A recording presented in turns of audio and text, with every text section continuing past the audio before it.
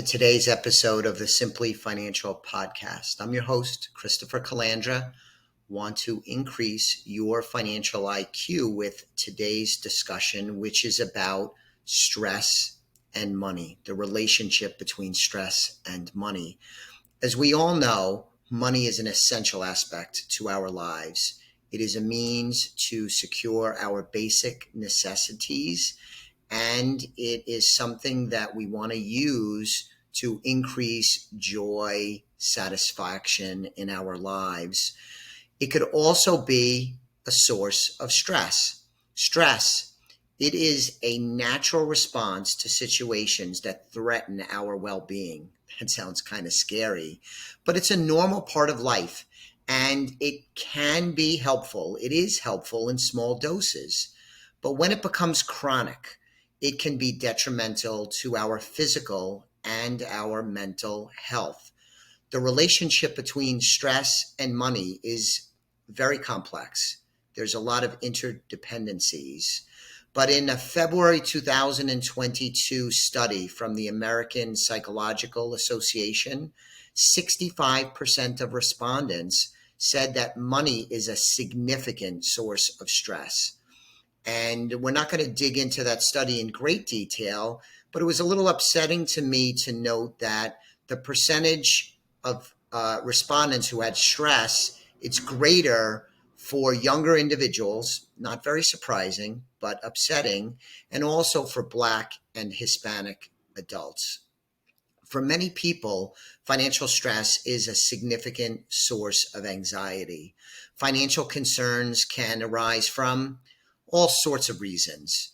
Debt is a big one, job loss, unexpected expenses, inadequate savings, the fear of not being able to make ends meet, the thought of losing one's financial stability. All these things can lead to chronic stress, and many others as well. There is an extraordinarily, almost endless list of things that could stress people out when it comes to money. These things, this stress, can lead to a wide range of health problems, talking about heart disease, depression, and anxiety, and lots of other ailments too. It's interesting to note, I'll cite another study from the National Financial Capability Study. It was done by the FINRA Foundation. FINRA is a regulatory body that oversees financial advisors like myself. And at lower income levels, you have more people that will have stress, and you'll have a smaller number of people that have stress at higher income levels. They are correlated. People at lower income levels who say that they have no stress, it's only about 20% who say they're not stressed if their income is less than $25,000. But it's 45% for individuals that have over $100,000 of income. So having more income does seem to indicate a little less stress, and I think more dramatically shows that a greater number of people who make over $100,000 do not feel financial stress. I don't think this is surprising, but it's worth noting that less than 25,000, 79% cited stress. 54% cited it at $100,000 or more. So it's still a lot of people that cited stress even above $100,000 of income. Financial stress can also impact our relationship with others. It can cause us to be distant from loved ones. It could increase our tendency to argue and fight with those closest to us. Along those lines, money arguments are the second leading cause of divorce in the United States. Infidelity is first. Another statistic is that 57% of divorced couples say that money arguments are a reason for the divorce. This stress, this money stress, further exasperates our worries. It leads to, as I've said before, significant health problems. Now, there is good news. There is good news. There are steps that we can take to reduce our financial stress and improve our overall well-being. The first step, I think, is to understand our relationship with money. This is a very individual, personal thing. My relationship with money is going to be different than your relationship with money.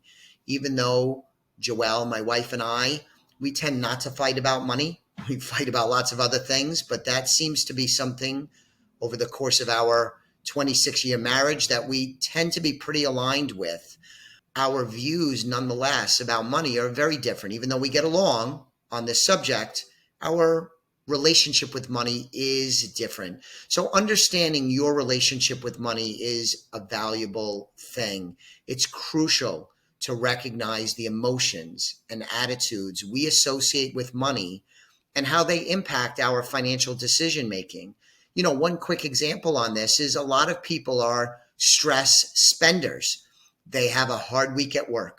They have a fight with a loved one. Something bad happens, or they fear something bad happens. Some people cope with that stress by spending money. Now, that may or may not be a good way to reduce stress, but if you are spending money needlessly and it puts a strain on your budget and your finances, you might be swapping short-term stress relief for other stressors when it involves the pressures of your finances. That's a good example of an outlet some people use where they stress spend. I, on the other hand, am mostly a stress eater, but that's a different episode. It's also essential to focus on self-care, engaging in activities that help us relax, help us reduce stress, things like meditation, exercise, spending time in nature. All of these things can alleviate financial stress. These are good lifestyle things. I also think that tackling finances head on is ultimately a stress reducing exercise. Creating a plan, working a plan, having financial goals, working towards those goals, being intentional with your money are all ways to improve your finances and also relieve stress.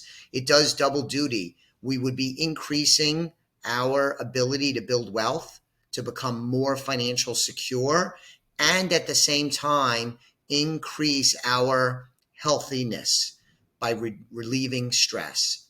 Personally, I've been on a mission since I was young to be rich. I wanted to be rich. I've been very motivated over my lifetime by money, including the management of money, smart financial decisions. I've been driven from an early age. I'm not sure exactly why that is, but that is definitely a true aspect of me and my life. But I can tell you with all sincerity that when I reached my personal goal of having financial security, when I actually felt financially that I crossed some magical, imaginary, mental finish line, the money stress in my life dropped off a cliff. Very satisfying. I can tell you over the last several years, because I got to this goal in my mid to late 40s. That's not to say that I wasn't in good shape financially prior to that. I've always made a good living, lived beneath my means, but I did have this sort of mythical goal I was after. And I say mythical. You know, it's something that I made up. It was written down. It was a specific goal, but it was something that I made up. When I got to that sort of lifetime goal, the amount of money stress in my life dropped off, and it's been such a blessing for me. I can't tell you how important it's been. It's also important to remember that your financial situation is not a measure of your self-worth. I just talked about how it reduced my stress. I'm under no illusion that my net worth, my ability to make money is not the end all to be all. Financial stress is something that you want to be aware of, but our value as individuals is not defined by the amount of money we have in our bank account or the amount of money we make. We should focus on cultivating positive relationships, developing our skills, and pursuing our passions. As we wrap up, stress and money are independent aspects of our lives. Financial stress, as I've said multiple times already, can lead to chronic stress. This is undesirable because it could negatively impact our physical and our mental health. It could also harm our relationship with others, especially our spouse. As we discussed, there are steps you can take to reduce financial stress. Understanding your relationship with money is key. Developing healthy coping mechanisms is also important.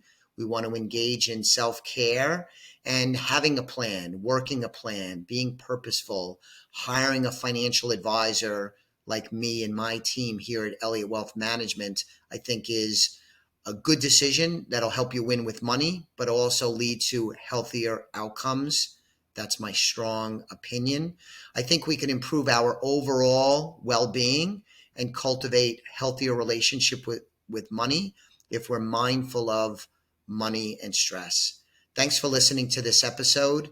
I really appreciate it. I hope you enjoyed the discussion. I'll be back with you on the next episode of the Simply Financial Podcast very soon. In the meanwhile, go to my website, elliottwealth.com.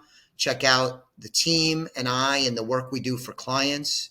You could sign up for a complimentary consultation. We'd love to discuss how we can help you develop, create a plan, and execute on that plan successfully. Thanks again for listening. Have a great day. The views expressed are not necessarily the opinion of SagePoint Financial Incorporated and should not be construed directly or indirectly as an offer to buy or sell any securities mentioned herein. Investing is subject to risks, including loss of principal invested. Past performance is not a guarantee of future results. No strategy can assure a profit nor protect against loss. Please note that individual situations can vary. Therefore, the information should be relied upon when coordinated with individual professional advice. Please note the information being provided is strictly as a courtesy. When you link to any of the websites provided here, you are leaving this website. We make no representation as to the completeness or accuracy of the information provided at these websites, nor is the company liable for any direct or indirect technical or system issues or any consequences arising out of your access to your use of third-party technologies, websites, information, and programs made available through this website. When you access one of these websites, you are leaving our website and assume total responsibility and risk for your use of the websites you are linking to. Securities and advisory services are offered through SagePoint Financial Incorporated, member FINRA SIPC. Insurance services offered through Elliott Wealth Management, LLC, not affiliated with SagePoint Financial.